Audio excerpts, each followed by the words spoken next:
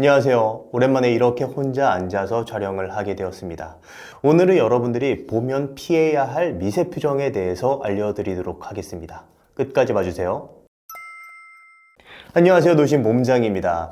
우리는 살다 보면 왠지 쎄한 느낌을 주는 사람을 만날 때가 있습니다. 그런 사람 중에 자신의 감정을 숨기는 위험한 사람이 있을 수도 있죠. 뉴스로도 요즘 안 좋은 소식들이 종종 들려오는데 그런 위험한 사람들을 어떻게 구분할 수 있는지에 대한 이야기를 해보도록 하겠습니다.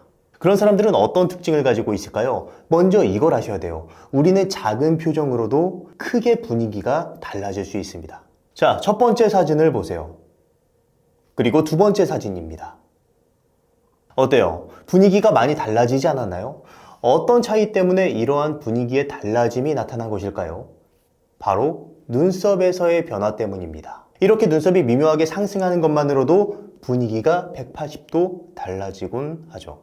그러니까 우리는 어떤 표정을 짓느냐, 어떤 감정을 표정으로 드러내느냐에 따라서 분위기가 180도 달라지곤 하는 거예요. 물론 제가 11월 5일에 오프라인에서 조금 더 자세하게 표정에 대한 강의를 하겠지만 이렇게 우리는 표정 하나만으로도 크게 분위기가 바뀔 수 있습니다. 그렇다면 위험한 사람들에게서 보이는 표정은 무엇일까요? 저는 분노라고 말하고 싶습니다. 왜냐하면 분노는 나를 방해하는 무언가를 파괴하려는 의도를 가진 감정이기 때문이에요. 그 분노의 첫 번째 표정은 바로 이 표정입니다. 입술이 얇아지는 표정이죠. 이것을 초기 분노라고 하는데 이렇게 입술이 얇아지면서 앙다무는 듯한 표정이 됐을 때 이것을 통해서 우리는 그 사람이 분노가 시작되었음을 알 수 있습니다. 더불어서 입술에 힘이 들어가면서 양쪽 어금니의 근육도 도드라지는 것을 볼 수 있는데 절대 이 순간을 놓치지 마세요. 두 번째는 바로 눈썹과 눈에서의 변화입니다. 우리가 짜증을 느끼거나 약한 분노를 느낄 때 이렇게 눈썹이 가운데로 내려옵니다. 하지만 이런 경우는 짜증이나 약한 분노만을 느낄 때 나타나는 표정이 아니라 집중을 할 때나 혹은 햇빛 때문에 눈이 부실 때에도 이런 표정이 나타날 수 있어요. 그러니까 눈썹이 가운데로 몰리는 것만으로 분노라고 단정 짓기는 어렵다라는 것을 먼저 기억해 두시고, 그렇지만 이렇게 눈썹이 가운데로 모이는 표정에서 위쪽 눈꺼풀이 상승했을 때 이건 정말 위험한 표정이고 확실한 분노의 표현입니다. 만약 여러분이 누군가와 대화를 하다가 혹은 지나다니다가 이런 표정을 지은 사람을 보게 된다면 확실한 분노의 표정을 여러분들에게 전달한 것이기 때문에 반드시 자리를 피하거나 대처를 하셔야 돼요. 이것은 바로 노려봄의 표정이라고 얘기할 수 있어요. 그 대처법은 뒤에서 말씀드리겠습니다. 그리고 세 번째도 약한 분노를 느낄 때 보이는 표정이에요. 바로 눈을 조이는 표정이죠.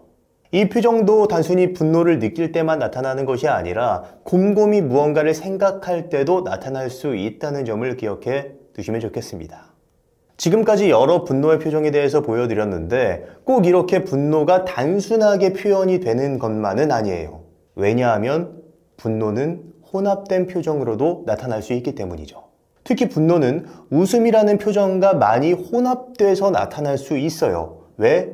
내가 지금 상대에게 분노를 느낀다는 것을, 짜증을 느끼고 있다는 것을 숨기기 위한 의도로 웃는 표정을 많이 활용하기 때문이죠.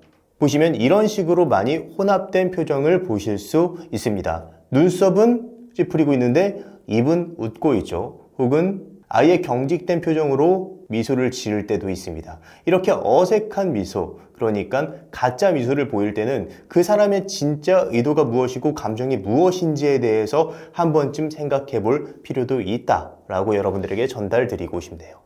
자, 이렇게 분노의 표정에 대해서 쭉 살펴봤습니다. 더 중요한 건 여러분들이 분노의 표정을 봤을 때 어떻게 대처할 수 있는지겠죠. 가장 좋은 방법은 자리를 피하는 게 상책입니다. 화가 난 상태에서는 내가 상대에게 무슨 말을 하든 상대가 받아들이지 못하기 때문이에요. 감정에 지배당한 상황에서는 상황을 있는 그대로 객관적으로 보는 것이 아니라 왜곡해서 보려는 경향을 가지기 때문입니다.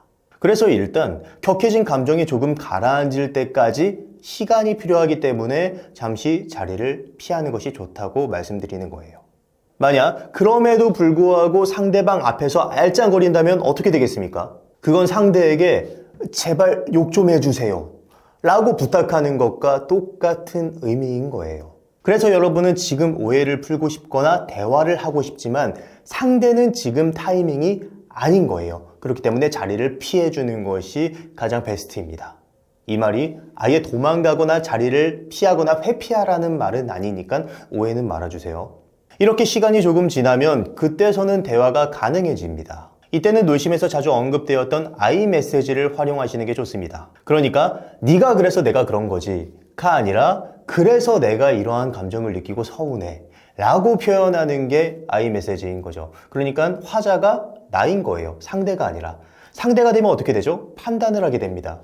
너 때문에 가 아니라 내가 그렇게 느껴 라고 표현을 하게 되면 상대방도 상황을 조금 더 객관적으로 볼 수 있게 돼요. 왜? 상대방을 판단한다는 것은 결국 상대방을 공격하려는 의도가 깔려있기 때문에 그 공격하는 느낌을 주지 않기 위해선 I 메시지를 활용하는 게 가장 좋은 방법이기 때문입니다.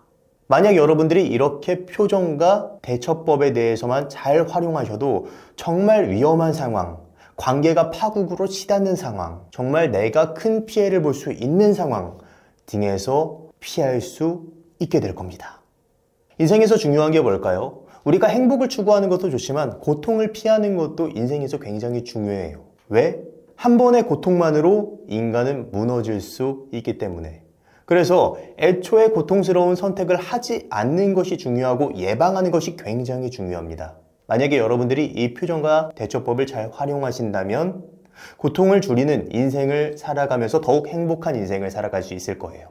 조금 더 구체적인 표정에 대한 얘기는 11월 5일 오프라인 강의에서 진행할 테니까 많은 참석 부탁드립니다. 자세한 내용은 고정 댓글을 참조해주세요. 그럼 오늘의 심리학은 여기까지 하도록 하겠습니다. 다음에 다시 봐요. 안녕. 이거 오랜만에 하니까 굉장히 어색하네요.